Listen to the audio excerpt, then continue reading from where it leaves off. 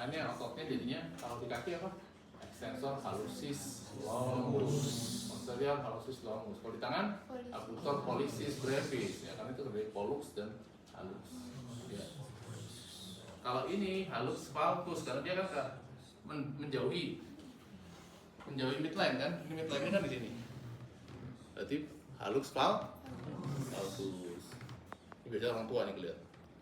Nah, ibu jarinya sampai numpang. Ya. Terus ini cavus. Cavus itu arc, medial arc-nya itu tajam. Jadi cukup sekali. Kayak CTEV ya, kayak CTEV, kaki bengkol. Ini istilah-istilah aja. Kalian bisa baca. Ada pes planus itu kaki ceper. Ya, jadi normal kita kan ada arch-nya. Makanya kalau tes tentara itu pasti dilihat salah satunya telapak kaki. Kenapa, tahu nggak? Makanya standar medis normal dengan standar di kedinasan itu kadang berbeda. Kayak flat foot itu kaki ceper itu sebenarnya kan dia aktivitas nggak ada masalah, normal. Cuman untuk jadi tentara bisa fail. Kenapa? Capek, ya betul. Kenapa capek? Ya, karena kan kaki kita itu kayak suspensi. Dia melenting begini.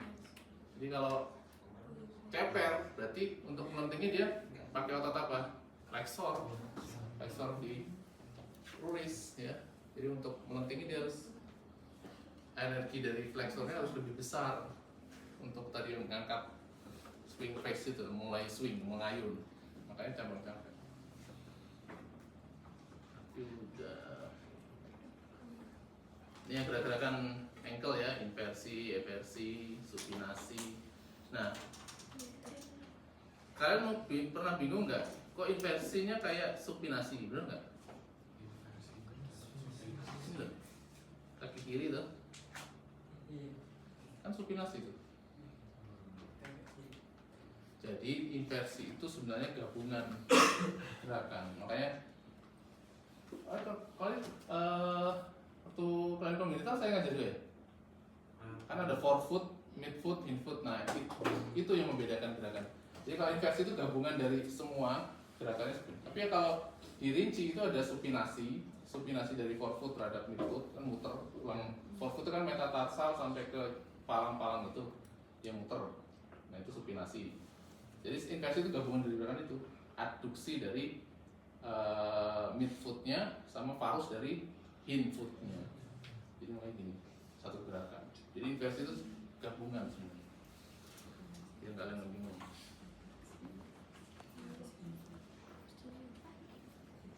Plantar kan dorso plantar flexia. Ini kalau palpasi ya gampang ya, tinggal kalian tekan ada nyeri tekan atau tidak. Makanya saya nggak kasih gambarnya, udah palpasi kan tinggal perkusi juga. Ini tadi rom udah ya. Fungsi otot itu yang tadi tuh ya, abduksi. Kalian kekuatannya kalian evaluasikan kalau di saraf ada, oh ya 5, 4, 3, 2, 1. Oh ya 5 bisa ngangkat, 4 melawan tahanan ringan, 3 melawan gravitasi, 2 dan 1 cuma tonus saja. Nah ini gerakan tangan, gerakan untuk di tangan ya. Ini gerakan apa? Lihat dulu jari. Ini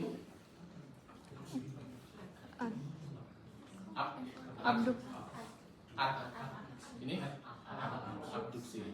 Kalau gini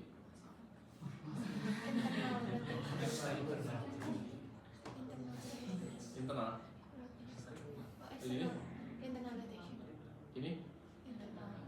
internal begini. Yang main gini. Jadi tangan kita suruh menapak ke atas.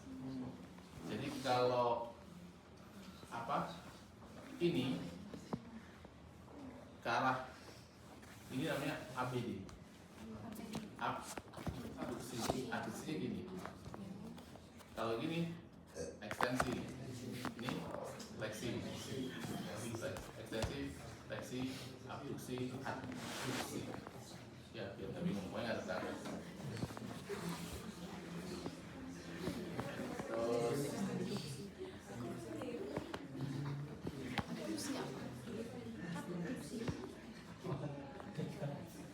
ini panjang ekstremitas, ya tadi nggak sekalian ya. Jadi bisa lagi, ada orang coba lagi. Gimana? Jadi kalau mengukur ekstremitas ada dua, ada true length panjang sebenarnya, ada parent bukan appearance ya, parent length. Jadi true length itu mengukurnya dari sias, ya, sisi yang sama ke medial malleolus, ya, sisi yang sama. Kalau kanan ya kanan, kiri ya kiri, ya. Kalau apparent length, titik nolnya bisa di umbilicus, bisa di processus siphloideus. Titik nolnya nggak berubah, tinggal kalian geser medial malleolus sama-sama medial malleolus. Kalau yang kanan ya ke medial malleolus kanan, kiri tinggal medial kanan kiri. Beda kalau turunan tadi kan dua-duanya harus geser ya. Kalau apparent length hanya nolnya yang nggak berubah, hanya ujungnya aja berubah, ya. Ada maknanya nggak? Kenapa kok dipisah sih? Perbedaan.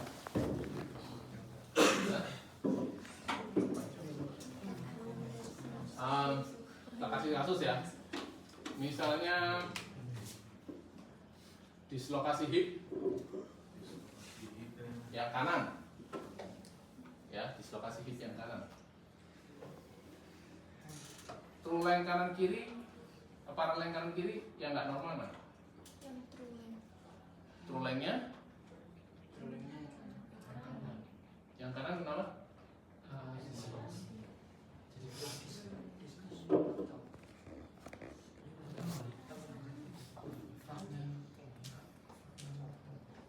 Gampangnya gini, true, namanya true ya. True itu panjang tulang sebenarnya. Kalau di slok itu ada patah nggak? Tulangnya sama, tapi parahnya pasti beda. Parah itu makanya, oh gini, atau orang skoliosis kan bengkong nih, ya skoliosis. True length-nya sama nggak kanan kiri? Sama. Tapi apparent length-nya beda. Jadi parent itu kayak penampilan, kayak kelihatannya miring, tapi ketika kita ukur sama. Itu untuk membedakan ada masalah. Kayak short leg kid tadi, kaki panjang sebelah. Kalian harus tahu itu true length-nya atau apparent length-nya, makanya harus dikonfirm tetap, diukur. Kalau ternyata true length-nya beda, berarti tulangnya yang bermasalah. Dia ada pertumbuhan tulangnya beda antara kanan dan kiri. Itu tujuannya beda kan. Nah, sekarang saya tambahkan. Kalau untuk anggota gerak bawah, jangan lupa kalau pemeriksaan umum itu secara umum ya, secara keseluruhan ya, itu jangan lupa periksa neurovaskular. Neurovaskular distal. Jadi kalau vaskular ya kalian harus tahu kalian rabanya di mana. Kalau di anggota gerak atas kalian cek apa? Ini apa? Arteri apa? Radialis, pulmonaris, ini mediana cubiti. Ya. Selanjutnya kalian raba, itu cek vaskular lebih mudah. Atau bisa juga pakai saturasi, ya. Bisa juga pakai CRT, capillary refill time, ya. Kalau saraf selalu cek motoris, sensoris, ya. Kalau di anggota gerak atas ada apa aja? Nervusnya? Medianus, pulmonaris, radialis, axillaris, ya. Sama juga anggota gerak bawah. Vaskularnya apa? Kalian bisa ngeraba kalau kaki? Temporalis. Oke. Apalagi yang bawah-bawah? Oke, lagi.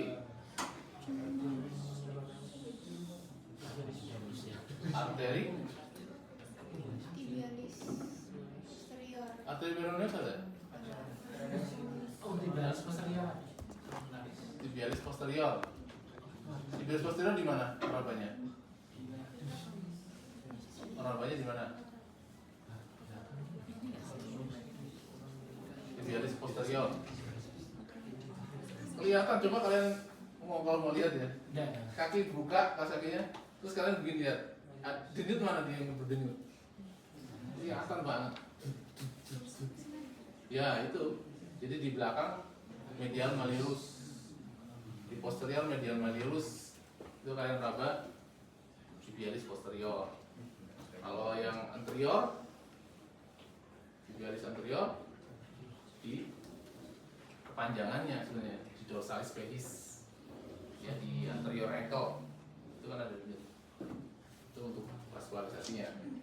Jadi pembuluh darahnya pecah ya, jadi dia pecah jadi dua, tibialis anterior dan posterior. Ya. Kalau sarafnya apa ya?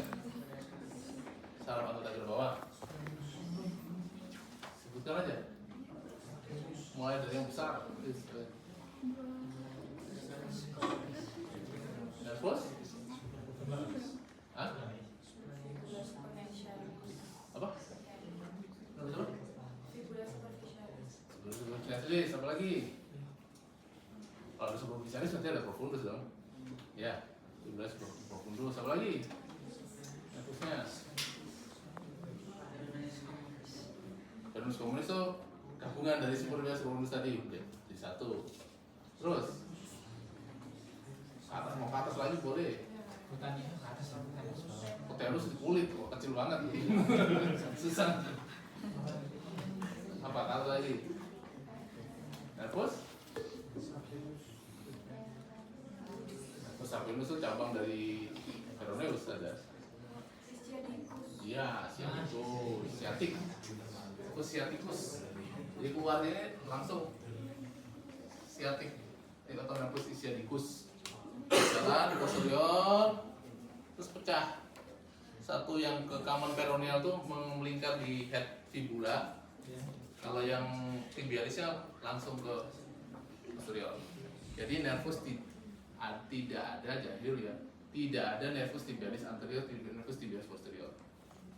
Ya, kalau arteri ada, kalau nervus nggak ada. Karena satunya nervus tibialis langsung pecah jadi sama common peroneal nerve tadi. Common peroneal nerve pecah lagi jadi superficialis sama profundus.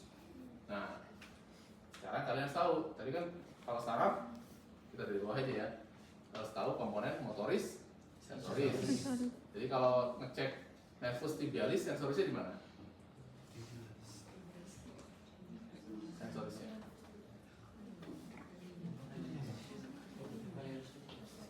Apa aja? Kan udah jelasin perjalanannya. Ya di daerah sini belakang sini semua punya tibialis, ya kan? Di daerah betis posterior itu semua punya tibialis. Kalau peroneus profundus sama superficialis, kalau superficialis di sisi lateral sini. Kalau profundus, jadi kalau kaki ya, kaki ini, misalnya kaki yang kiri ya, sisi lateralnya ini punya superficialis. Kalau yang di profundusnya di antara ibu jari sama jari kedua itu, di web space itu sensorisnya. Kalau motorisnya ya ankle dorsofleksi itu nervus apa? Udah nonton itu? Ini tuh. Jadi supaya gampang, iya ankle dorsofleksi berarti daerah anterior kan otot-ototnya, jadi nervusnya peroneus profundus. Kalau plantar fleksi, nervus tibialis, ya. Nah, misalnya saya nyebutin drop foot, pernah dengar? Itu kelainan di apa? Bisa sih atau apa? Nervus apa? Drop foot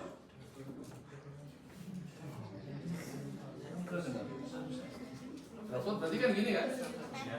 Nggak bisa ankle, bisa fleksi ya? Ini namanya apa tadi? Peroneo. Bisa common, bisa profundus. Kalau common kan belum pecah. Kalau profundus sudah turun ke bawah. Kalau drop hand, pernah tahu dengar ya drop hand? Barusan. Radialis. Kalau F hand, pernah dengar F hand? F hand ulnaris. Iya, Anda salah. Medianus. Tahu F? Tahu F? F tahu ya? F itu monyet. Gimana tangannya? Tangannya monyet. Pernah ditunjukin nggak? F hand itu gimana? Ya betul. F hand itu gini. Jadi tidak bisa abduksi jempolnya dan tidak bisa fleksi dari tiga jari. Oh iya, gampangnya. Medianus tuh sensornya di mana sih? Gampangnya gini. Semua extensor tuh punya radialis. Ini extensor tuh pukul rata. Ini radialis semua. Kalau yang flexor daerah polar ini itu bagi dua. Satu punya medianus. Medianus ya sisi medial, bukan sisi medial, sisi radial. Kalau ulnar sisi ulna, kan sisi ulna sih dia. Nah, ini berapa? Sensornya medianus? Ya 3,5, 1, 2, 3 ini. Jadi setengah ini dari keempatnya punyanya ulnaris dan punyanya medianus. Jadi kalau ngecek sensornya jangan di sini. Untuk medianus ya di 3 ini. Ya, ujung-ujung jari ini kalau tebel, kayak carpal tunnel, tahu CTS? CTS masalahnya medianus apa?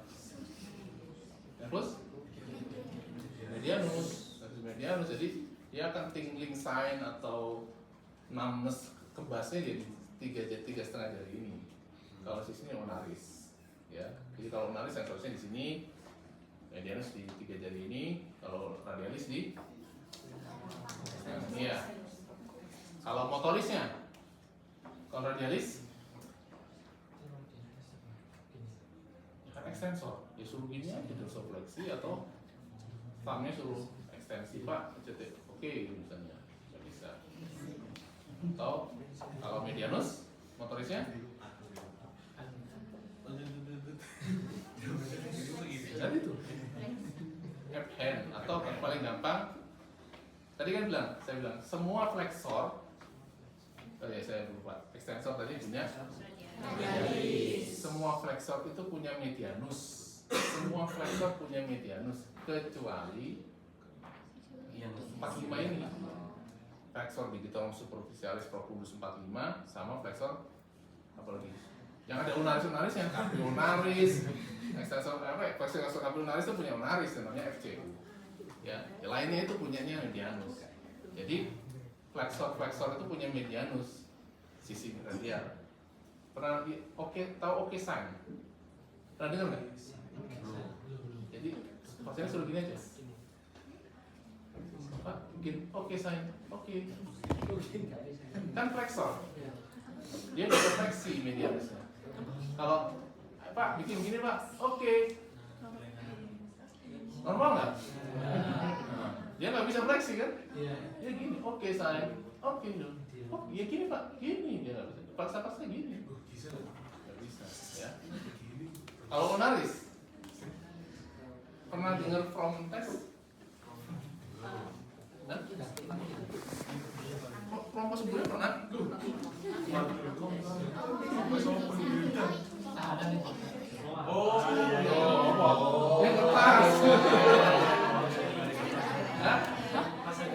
Ya gimana? Gimana Pak? Ini ya. Buat tahan. Nah, saya lebih suka Froment testnya di sisi pakai ibu jari dibanding ini. Kenapa? Jadi kan tadi sini sebenarnya punya medianis ya. Kenapa kok kayak pakai ibu jari? Ada satu otot, ada cabang sarafnya yang nyeleneh. Dia menginnervasi satu otot di kompleks ini tenar ya, ini hipotenar. Satu otot dia menginnervasi di tenar. Namanya apa otot? Kalian tahu nggak? tahu langsung lulus ya. Jadi ada otot di tenar, tapi diinovasi oleh ulnaris bukan medianus. Mestinya kan medianus. Kita jawab dulu aja daripada otot pollicis brevis itu punya ulna. Nah, kenapa kalau saya lebih suka di sini? Tadi ini gerakan apa? Ini bukan gini. Tadi ekstensi kan? Adduksi. Kan tadi adduktor pollicis brevis. Berarti dia harus begini ya. Nah, kalau Froment testnya di adduksi kita tidak hanya mengevaluasi dia bisa jepit apa enggak. Kalau di sini kan cuma jepit kok. Ya kalau saya nyeri di sini, kalau saya jepit ya pasti nggak bisa, pasti lepas. Kalau ini mau kuat mau nggak kuat kelihatan. Fungsinya tadi apa? Menarik ya. Dia pasti begini, kan adduksi, jepit kan. Tapi kalau dia ada lesi di nervus ulnarisnya, dia bukan begini jepitnya, dia akan memfleksikan tangan gini. Jadi kalau dia suruh jepit dia gini jepitnya, berarti lesi nervus ulnarisnya. Langsung kelihatan, mau kuat nggak kuat kelihatan dia tangannya begini jepitnya. Bukan dengan adduksi tapi dia dengan fleksikan tangannya. Tuh makanya saya lebih suka promotes di sini dibanding sini. Ulnaris sudah. Oke. Pernah dengar Cohen? Cohen nervus apa? Ulnaris. Gimana? Anunya, tangannya gimana? Wow. Saya cakap gini, tahun gini.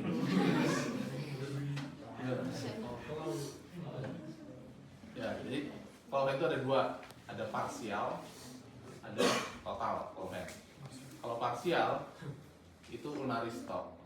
Jadi ulnarisnya nggak bisa. Jadi Pak genggam Pak, tangannya ini tetap. Kan tadi sisi ulnaris ini. Jadi 45 ini nggak bisa fleksi. Jadi tangannya gini. Jadi nahan dia. Suruh fleksi ini tangannya gini terus. Itu yang parsial Cohen. Jadi ini suruh fleksi bisa karena dia kan medianus. 45 ini kan punya ulnaris. Dia nggak bisa fleksi. Kan tadi saya bilang semua flexor punya medianus kecuali 45. Kalau Cohen total, ini nervus apa berarti? Ulnaris medianus. Medianus, ulnaris fungsinya untuk apa tadi?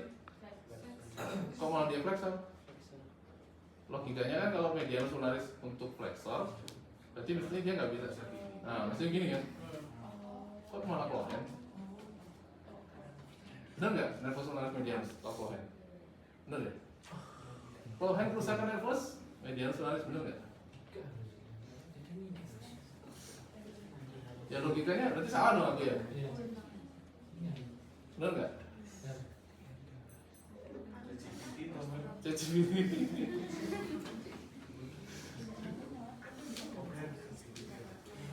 Ada yang bisa jawab, oh yang lulus bener deh. Berarti di anatominya apa?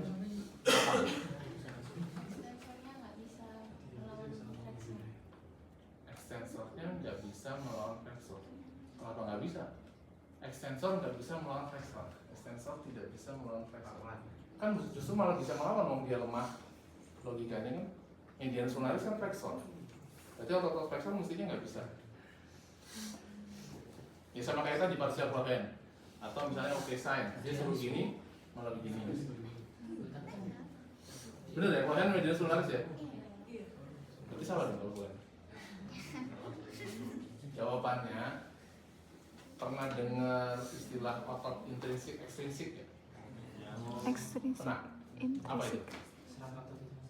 Ya apa terus? X itu luar. Jadi ekstrinsik itu adalah ini untuk tangan ya. Tangan itu segini maksudnya. Ekstrinsik itu otot yang origonya di luar tangan, tapi insersinya di tangan. X kan luar. Jadi kayak flexor capit ulnaris, flexor digitorum superficialis, flexor itu kan semua origonya di sini, di distal humerus. Cuman origonya di sini. Jadi untuk fungsinya memang dari otot ini. Kalau untuk otot intrinsik itu oligoinsersinya ada di tangan. Apa aja itu?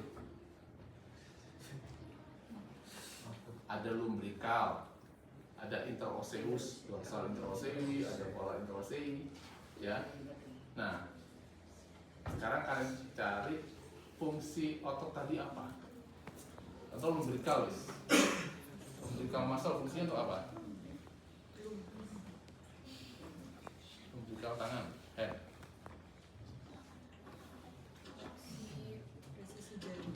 Apa? Gerakan halus dan presisi jari. Oh enggak, fungsinya nggak disebutin. Ya? Fleksi metakarpal? Udah itu loh. Jadi begini ya. Fleksi metakarpal MCP joint dan ekstensi intervalnya. Itu otot apa? Otot apa? Musculus lumbricalis. Inovasinya otot saraf apa?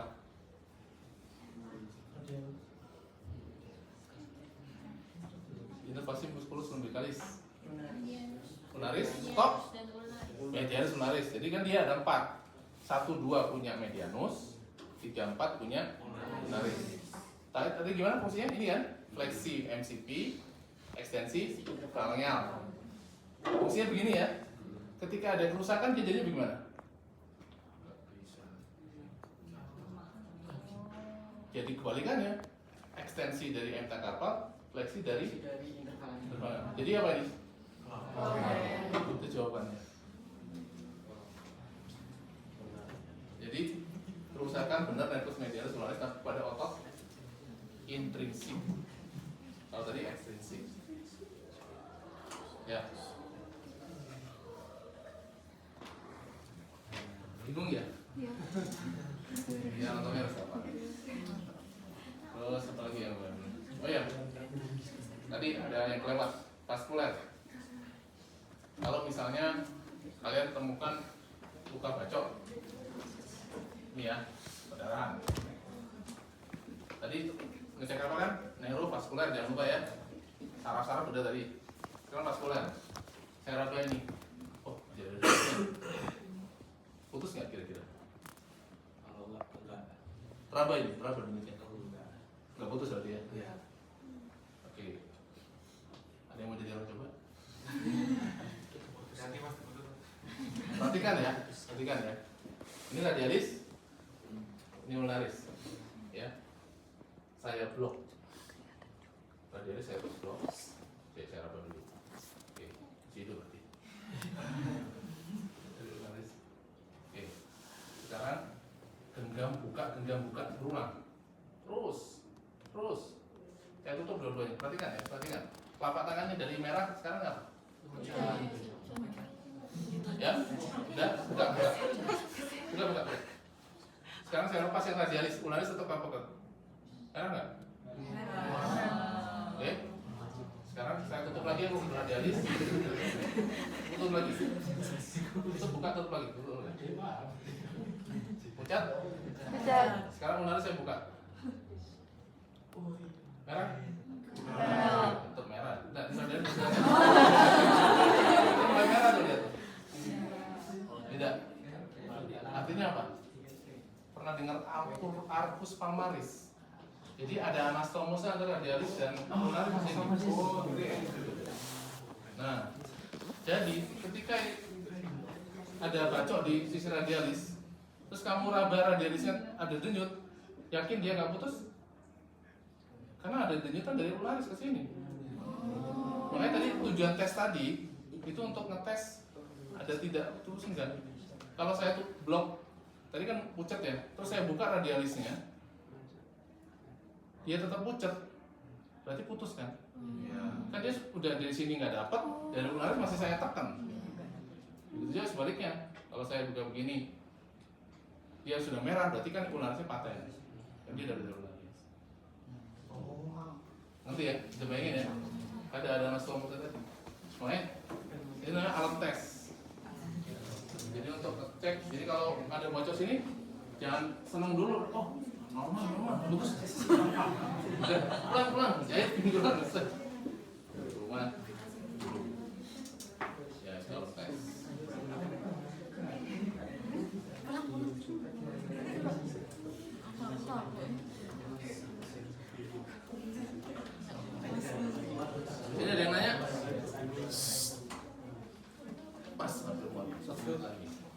Ya, Nanti mekanisme opsional itu bagaimana kira-kira tuh?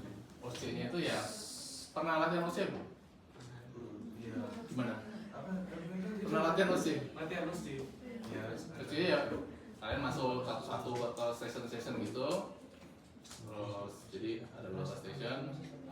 Nanti ya kayak kasus. Oh, pakai kasus. Ya jadi misalnya laki-laki usia sekian sekian ini terus nanti ada instruksinya apa misalnya pemeriksaan apa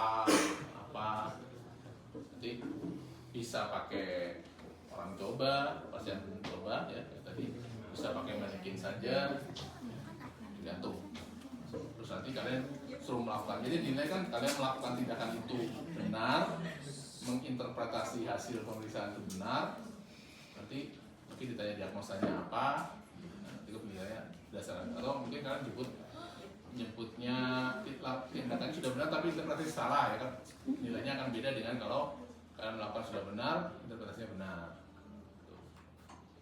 itu jangan tanya soalnya ya Boleh dokter. Soalnya dokter. soalnya pemeriksaan psikosomatik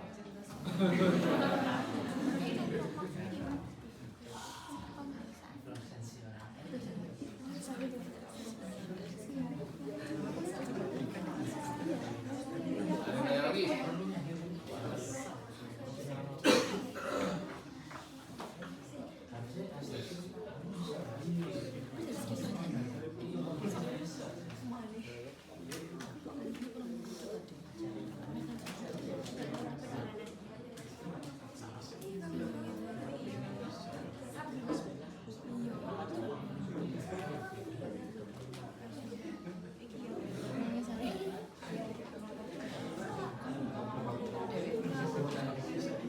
ada yang masih bingung mungkin